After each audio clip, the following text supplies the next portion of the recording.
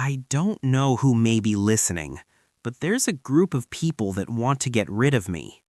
Those were some of the final words Michael Jackson ever recorded. At the time, they sounded like the ramblings of a paranoid superstar. But weeks later, when investigators stepped into a sweltering 100-degree bedroom in Los Angeles, they realized Michael wasn't crazy. He was right. Beside his bed sat a medical training doll. Taped to his mirrors were frantic, handwritten notes, and hidden beneath a nightstand was a single, empty vial of a drug so powerful it's usually reserved for operating rooms. The world was told it was an accidental overdose, but if you look at the evidence the police found hidden in a hallway closet and the secret recordings from a decade earlier, you'll realize the king of pop didn't just slip away. He was erased. Those were some of the final words Michael Jackson ever whispered into a telephone.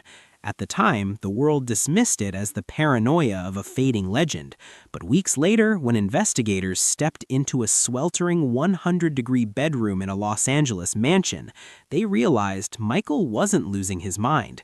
He was predicting his own end. The scene wasn't just strange, it was haunting. A fireplace was blazing in the middle of a California summer. Handwritten notes were taped to every mirror and door. Frantic thoughts, lyrics, and warnings. Beside the bed sat a medical training doll, and hidden under a nightstand was a single empty vial of a drug so powerful it's normally reserved for major surgery. The headlines shouted overdose, but the evidence suggested something much darker. This wasn't just a medical mishap, it looked like a coordinated erasure. When detectives first walked into that bedroom, the air was thick and heavy. The room where Michael was being treated didn't look like a sanctuary for recovery, it looked like a makeshift laboratory. There was an IV stand, a saline bag, and a mess of medications scattered around like trash. One detective noticed something that felt completely out of place. The room was bare, yet chaotic. As they moved the furniture, they found the smoking gun, a bottle of Propofol. It's a drug nicknamed milk because of its white, opaque color, but in the medical world, it's known as a high-risk anesthetic that requires a ventilator and constant monitoring. Why was a surgery-grade drug sitting in a messy bedroom? At first, the police treated it as a tragic accident, but then they started talking to the man who was supposed to be guarding Michael's life, Dr. Conrad Murray. Dr. Murray claimed to be Michael's friend, a man who just wanted to help the king of pop get some rest for his upcoming This Is It tour. In secret recordings later revealed at trial, Murray's version of that final night sounds more like a nightmare than a medical procedure. He described Michael as wide awake, desperate, and pleading for sleep so he wouldn't have to cancel his rehearsals in England. "I cannot function if I don't get the sleep," Michael supposedly told him. According to Murray, he had been giving Michael this milk nearly every single day for a month. But on that final morning, Murray claims he gave Michael a small dose and stepped away for just 10 minutes to use the bathroom. When he returned, the most famous man on earth was cold. But here is where the story starts to fracture. If you're a doctor and your patient stops breathing, your first instinct is to save them. But investigators found something disturbing when they looked at the timeline. During those critical moments when Michael's heart stopped, Murray wasn't just performing CPR. Evidence emerged that he was actually cleaning up. A medical bag that Murray had carried into the house was suddenly missing. Police eventually found it hidden deep inside a closet in a different room. Inside the bag were used needles, empty bottles, and more propofol. Why would a doctor stop during a life-or-death emergency to hide evidence in a closet? The autopsy only added more fuel to the fire. For a 50-year-old man, Michael was surprisingly healthy. There was no hidden disease, no natural reason for his heart to just quit. The official cause of death was ruled acute propofol intoxication. In short, it was a homicide. But to understand why Michael felt so targeted in 2009, you have to go back to 1993, to what many believe was the original sin that began his downfall. It all started with a broken-down car on the side of the road. Michael Jackson, the biggest star on the planet, was stranded.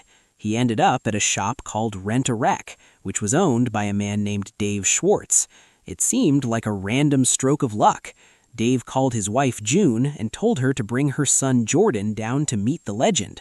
A friendship was born, but it would soon turn into the most expensive and destructive legal battle in Hollywood history. This wasn't just a case of a concerned father, it was a documented shakedown. Secret recordings later surfaced that the media largely ignored. They featured Jordan's father, Dr. Evan Chandler, talking to Dave Schwartz. In his own words, Chandler didn't sound like a grieving parent looking for justice. He sounded like a man executing a heist. Once I make that phone call, this guy is just going to destroy everybody in sight. Any devious, nasty, cruel way that he can do it, I win big time. I will get everything I want and they will be destroyed forever. When asked if this would actually help his son, his response was chilling. That's irrelevant to me. He wasn't looking for a trial, he was looking for a $20 million payday. When Michael initially refused to pay, the allegations went public. The 1993 investigation was actually closed within a year because the police found zero physical evidence, but the damage to Michael's reputation was a stain he could never wash off. He was forced to undergo a dehumanizing and humiliating body examination by police, an ordeal he later described with tears in his eyes. Even his own sister, LaToya, went on television to turn against him. However, the plot thickens when you look at who was whispering in LaToya's ear. Her husband at the time, Jack Gordon, was a man who had changed his name and identity multiple times and was reportedly holding LaToya under extreme duress. She later admitted he forced her to lie about Michael to destroy him. It raises the question, who was really funding these attacks? As the years went on, Michael realized he wasn't just fighting tabloid rumors, he was fighting a corporate machine. By the early 2000s, Michael Jackson owned 50% of the Sony ATV music catalog, which included the rights to the Beatles songs. This made him one of the most powerful men in the music industry, and he wasn't playing by the rules. He publicly declared war on Sony executive Tommy Mottola, calling him devilish and accusing the industry of systematic racism and theft.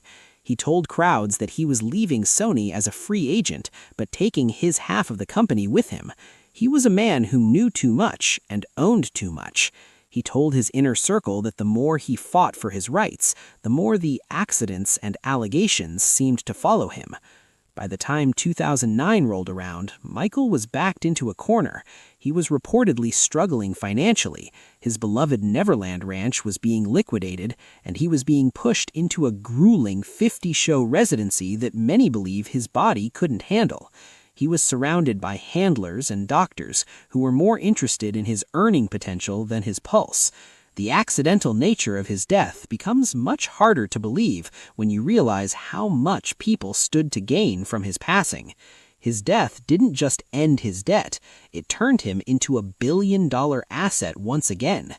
Was Conrad Murray just a reckless doctor, or was he a convenient fall guy for a much larger operation?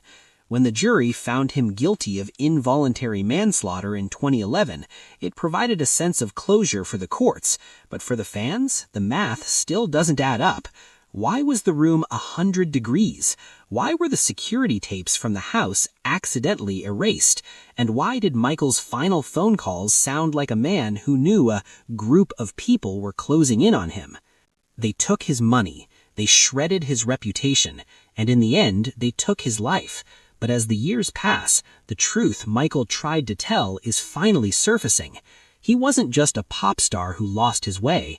He was a man who tried to own his legacy in a world that only wanted to rent it. The milk didn't just put him to sleep. It silenced a man who was getting ready to speak the truth about the industry's darkest secrets. As we look back at the hidden bags, the extortion tapes, and the devilish corporate wars, one thing becomes clear. The headlines told us what happened, but the evidence tells us why. And the why is far more terrifying than any ghost story Michael ever sang about. What do you think really happened in that sweltering Los Angeles bedroom? Was it a doctor's mistake, or was Michael Jackson the victim of the very frame-up he warned us about? Let us know your thoughts in the comments.